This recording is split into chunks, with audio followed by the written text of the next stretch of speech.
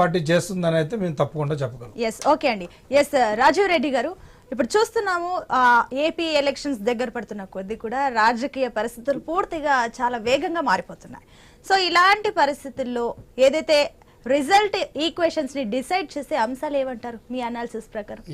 ముందుగా సునీత గారికి, మీకు, శ్రీనివాస్ చౌదరి గారికి, వేణుగోపాల్ గారికి, రాజేష్ గారికి, కిరణ్ రాయల్ గారికి, అలాగే ఐ న్యూస్ ప్రేక్షకులకు గుడ్ ఈవినింగ్ అండి. మామూలుగా ఇప్పుడు మనం చూసినప్పుడు పొత్తులు గత 1.5 year బ్యాకే కొంచెం పిల్లర్స్ వదిలారు. మనం ఓవరాల్గా చూసినప్పుడు బీజేపీ కూడా అంటే 2014లో వీళ్ళు ముగ్గురు కలిసి పోటీ చేశారు. బట్ జనసేన ఏం చేసిందంటే జనసేన కప్పు ఎలక్షన్లో డైరెక్ట్గా పార్టిసిపేట్ చేయలేదు, సపోర్ట్ చేసింది బీజేపీకి ఆ రోజున్న పరిస్థితుల దృష్ట్యా. ఇప్పుడు పరిస్థితులు మారి ఇప్పుడే డైరెక్ట్గా పోటీలోకి వస్తున్నారు. లాస్ట్ టైం పోటీ చేసినప్పుడు ఇప్పుడు ఓటింగ్ శాతం అన్నీ తీసుకున్నప్పుడు నియర్ బై షార్ట్ ఫాల్తో వైసీపీ ఒక 67 సీట్లు, మామూలుగా బీజేపీ ఒక 16 సీట్ల దాకా పోటీ చేసినట్టుంది. దాంట్లో ఒక 4 సీట్లు గెలిచారు. వాళ్ళు గవర్నమెంట్లో కూడా భాగస్తులయ్యారు బీజేపీ వాళ్ళు. అప్పుడు పిల్లి మాణిక్యాలరావు గారు, ఇంకొక అతను, ఇద్దరు కలిసి కామినేని గారు, ఇద్దరు మినిస్టర్గా కూడా చంద్రబాబు నాయుడు గారి గవర్నమెంట్లో ఉన్నారు. సో ఓవరాల్ ప్రాస్పెక్ట్లో చూసినప్పుడు ఇక్కడ ఏమవుతుందంటే ఒక్కొక్క పార్టీకి ఇప్పుడున్నది ప్రత్యేక పరిస్థితులు. 2029-24 ఎలక్షన్స్ అనేది ఒక ప్రత్యేక పరిస్థితులు. బీజేపీ దేశవ్యాప్తంగా ఇప్పుడు దాకా డబుల్ ఇంజిన్ సర్కార్ అని చెప్పింది, ట్రిపుల్ ఇంజిన్ సర్కార్గా పోవాలనుకుంటున్నారు. వాళ్ళ ప్రాధాన్యాలు డిఫరెంట్గా ఉన్నాయి. బీజేపీ చూస్తే ఇప్పుడు 400 సీట్లు కైవసం చేసుకోవాలి అనే ఒక దృఢనిశ్చయంతో ఉంది.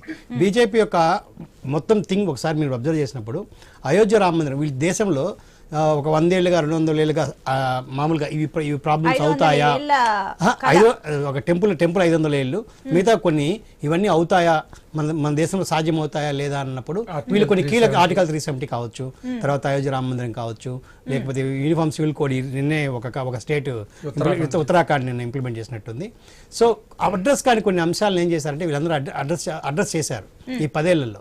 సో మేముంటే ఇంకొంచెం అడ్రస్ చేస్తాము అని, ఇంకా చేయాల్సిన యూనిఫామ్ సివిల్ కోడ్ ఇండియా మొత్తం కూడా మేము చేస్తాము అని వీళ్ళు ఇవన్నీ చేయాలి అనుకుంటున్నప్పుడు వీళ్ళు ఏం చేశారు, ఒక బలమైన గవర్నమెంట్ ఉండాలి, మేము కూడా 400 రావాలి. కాంగ్రెస్ కూడా మొన్న మోడీ గారు కూడా చెప్పారు 40 సీట్లకు పరిమితం చేస్తాము, కానీ కాంగ్రెస్ కూడా 40 సీట్లకు పరిమితం అవుతుంది, 40 సీట్లు మీరు గెలుస్తారు సంథింగ్ అని ఓవరాల్ ప్రాస్పెక్ట్లో చూసినప్పుడు ఈ మధ్యకాలంలో చూసినప్పుడు కూడా మనం అనుకుంటే మొన్న ఎలక్షన్లో తెలంగాణలో గెలిచింది, కానీ తర్వాత 2-3 రాష్ట్రాల్లో తీసుకున్నప్పుడు బీజేపీ ప్రామినెంట్ డైరెక్ట్ ఇంపాక్ట్ చూపింది ఎలక్షన్స్ మీద. మామూలు ఛత్తీస్గఢ్ కావచ్చు, లేకపోతే రాజస్థాన్ కావచ్చు, మధ్యప్రదేశ్ కావచ్చు, వీళ్ళు తమ ప్రాబల్యాన్ని పెంచుకుంటూ ఉన్నారు. ఈ పెంచుకునే క్రమంలో వీళ్ళ యొక్క ప్రజెన్స్ అన్ని రాష్ట్రాల్లో ఉండాలి అని అనుకున్నారు. అంటే ఈ జరిగిన పరిణామాల గురించి చెప్తున్నాను. వీళ్ళ యొక్క ప్రజెన్స్ ఏపీలో లేదు, ఇది 2019లో. సో వైకాంట్ ఏపీ అని అనుకోని ఉండొచ్చు, వీళ్ళందరూ వైకాంట్ 175 అనుకున్నప్పుడు బీజేపీ కూడా వైకాంట్ ఏపీ అని. సో వీళ్ళ ప్రజెన్స్ని ప్రతి ఒక్క దగ్గర కూడా పెట్టుకోవాలి అనే ఒక కోరిక ఉండొచ్చు. అట్ ది సేమ్ టైం ఏమవుతుందంటే 1 year నుంచి మనం బాగా ఆంధ్రప్రదేశ్ రాజకీయాలను గమనించినప్పుడు ప్రతిసారి పవన్ కళ్యాణ్ గారు అంటున్నారు, నేను బీజేపీని కూడా తీసుకొస్తాను, బీజేపీని కూడా కలుపుతాను మనం అని. అంటే వాళ్ళ కాంబో, వాళ్ళ ఇంట్రెస్ట్లు ఉండొచ్చు.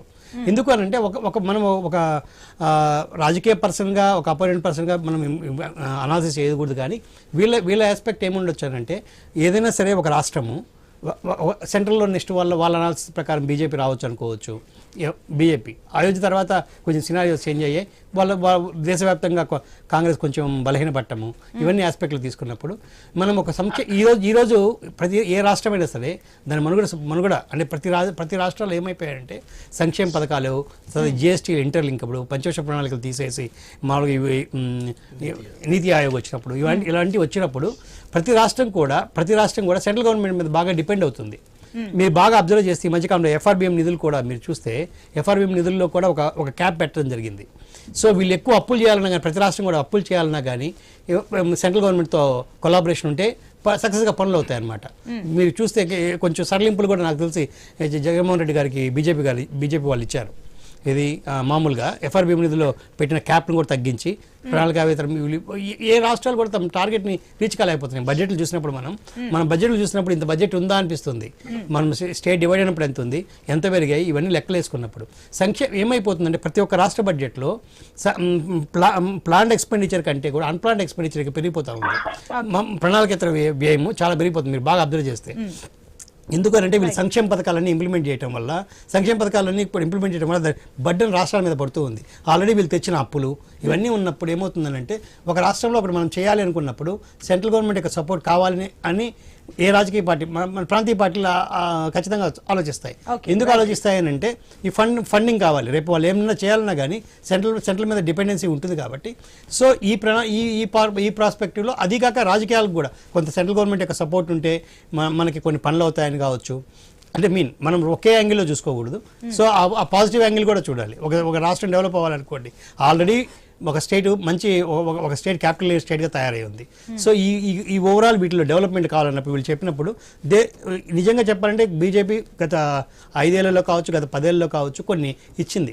సార్ చెప్పినట్టు ఇప్పుడు బీజేపీ వాళ్ళు చెప్పినట్టు ఎయిమ్స్ ఇవ్వటం కానీ, ఎయిమ్స్ కొన్ని మనం అనుకోకూడదు కానీ కొన్ని ప్రామినెంట్గా ఇచ్చింది. ఈ డెవలప్మెంట్లు ఇవన్నీ కాబట్టి ఒక సెంట్రల్ గవర్నమెంట్ సపోర్ట్ ఉంటేనే ఒక రాష్ట్రానికి డెవలప్ అవుతుంది. సో సునీత గారు 1 మోర్ అడిషనల్ పాయింట్ రాజీవ్ గారు చెప్పిన దానికి